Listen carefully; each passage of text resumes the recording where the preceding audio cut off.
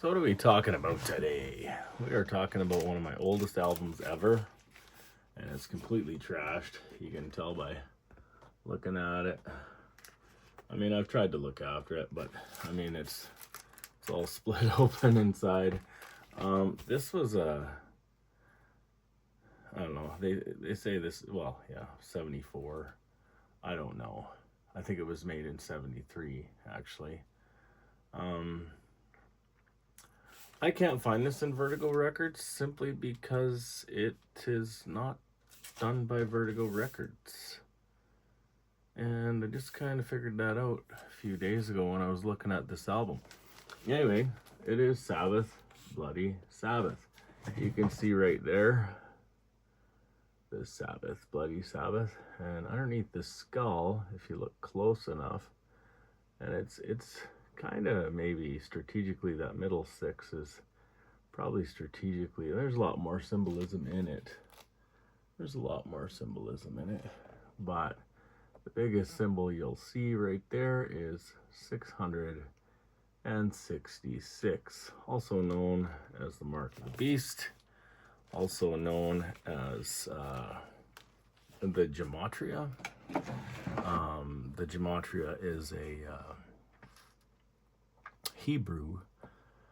Well, it's more than just Hebrew. It's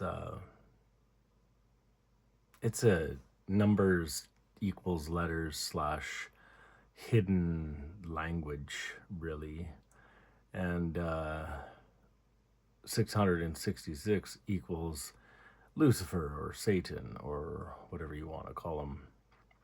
So, that being said, if you've studied the Gematria, which I have, my name equals 1522, so I am definitely not Lucifer. But if you look at God, and you can spell it any way you want, God, Yahweh, whatever, that equals 100. You'll find that a lot in construction. 100 is the benchmark. The benchmark of anything, 100%, 100, the height of elevation in your construction, your top elevation is 100, also referred to as the God mark. We actually don't really do that anymore, but we're not talking about the Gematria. What we're talking about is Sabbath, Bloody Sabbath. I have had this album for probably, I don't know, I'm going to say we're going on 25 years, maybe. I bought this.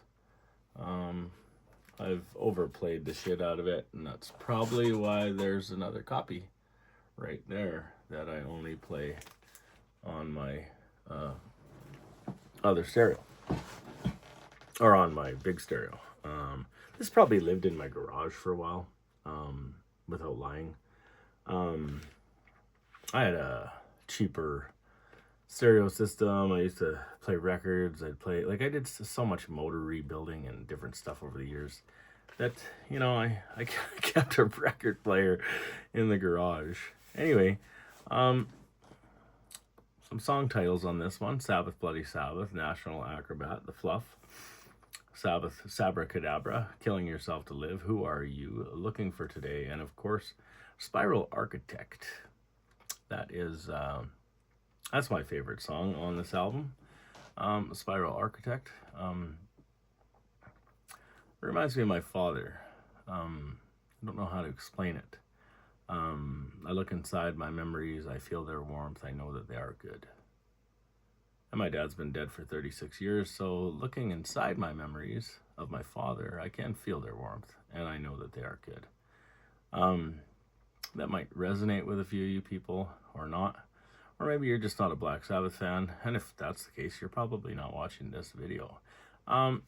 Sabbath, Bloody Sabbath. I mean, come on. That was a deadly song. Sabbath, Bloody Sabbath. Starts out with a wicked riff. I got it here on title. Starts out with a wicked riff. Tony Iommi. He was facing writer's block on this video, or on this album. And, I don't know. This was the 5th album, so we're talking about, we're into some drugs by now. We're doing some bad shit. We're were fairly famous. And what do you do, right? The National Acrobat. Another intense riff by Tony Iommi. I don't know if you can hear that. I'm just playing it on Tidal. Fluff is weird. It's more of an instrument song. I mean, it's not a track that I'm, I love to listen to it in the sense that I love to hear my stereo and I love to hear records, and I don't get up to change records. Like, I don't get up to change the tracks on the record player. And, well, fluff is either one you like or one you have to live through. And I like it, so I live through it, if that makes any sense. Sabracadabra.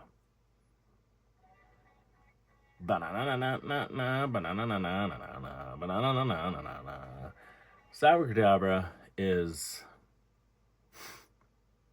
well, it's Sabracadabra. I mean, what a great name for a song. Like, who would have thought up Sabracadabra?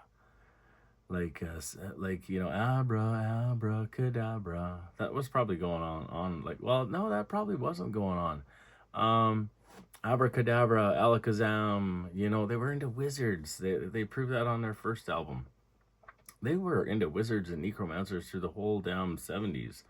And Sabracadabra is just another one. You go into Killing Yourself to Live, and you got a real good riff at the start, and it's killing it. And you know what? Killing yourself to live. And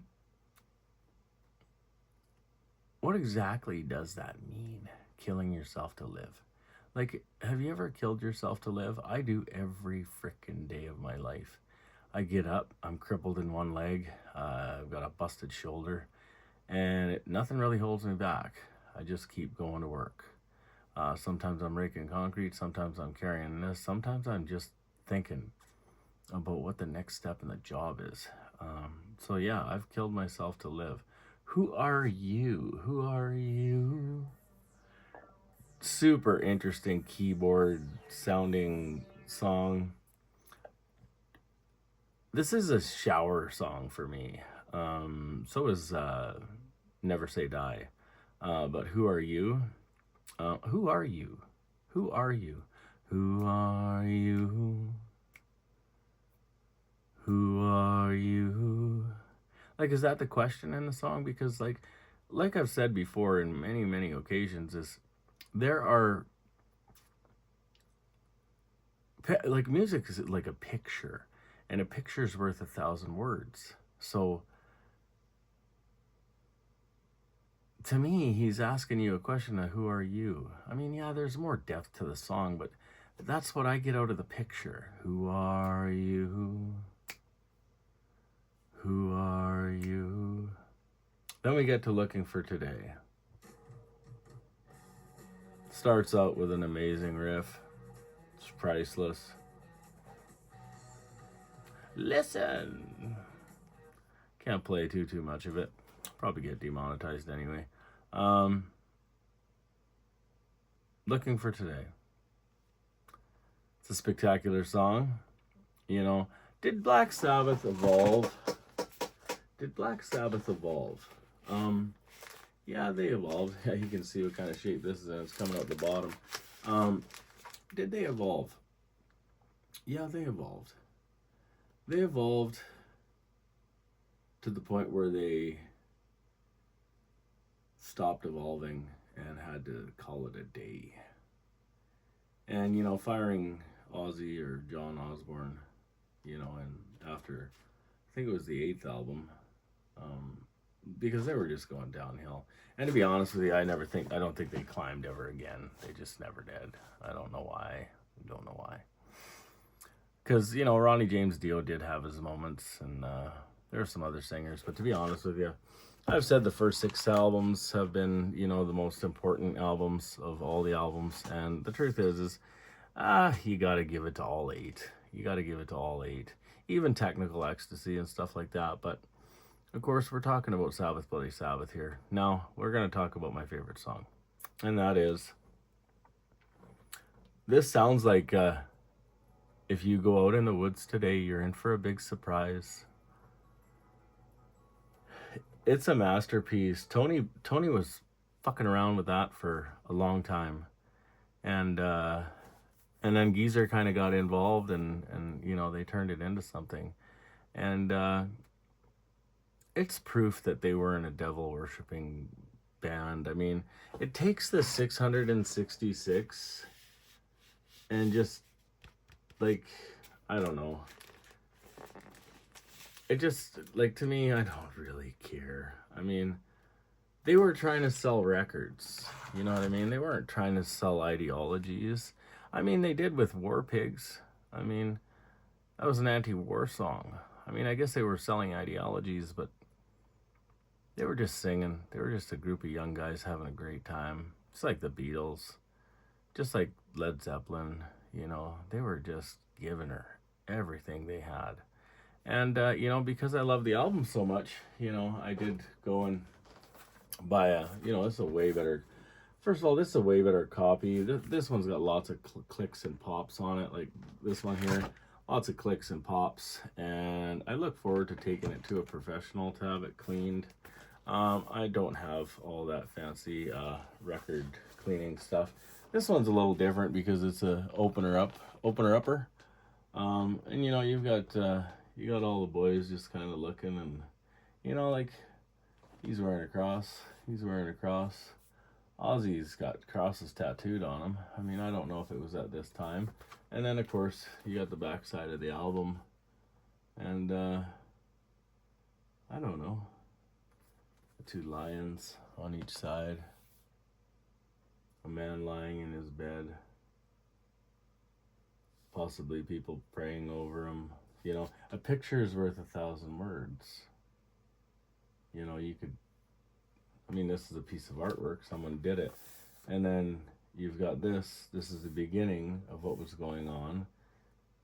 And then that's the end. So, produced by Black Sabbath for Excellent Productions. Engineered by Mike Butcher. Coordinated by Mark Foster. Direction, Patrick Mahan. This is what I would call a fabulous album if you are a Black Sabbath fan. I am a Black Sabbath fan. I will forever be a Black Sabbath fan for as long as I might live on this earth. And if you're a Black Sabbath fan, drop in the comments what you think of this album. Let me know what you, I don't know, let me know. What do you think? Do you think it was one of their better albums? Was it, you know, their worst album? Was it worth the time recording the album? What was your favorite song on the album? Maybe like and subscribe. But to me, it's just a piece of history. And if it still resonates with me to put on my record player to this day, well, then who am I lying to? I love the record. I love Black Sabbath. I love Ozzy Osbourne. I love all the boys, actually. Geezer, Tony, Bill, and John. You know, they were all great. I mean, they had their differences, but in the end, they came back together. And they, you know, they probably didn't fix everything. You know, life fucks shit up like that, but it was pretty cool. Anyway, sound off in the comments. Did you like this album? Have you ever heard this album? Would you consider buying this album? It's dark. Black Sabbath was dark. They had dark ideas. They wrote scary music, according to Geezer, you know. They like scary movies. Why not do scary music, you know? I love those guys. They were fabulous. Anyway, you guys have a great day. Let me know what you think.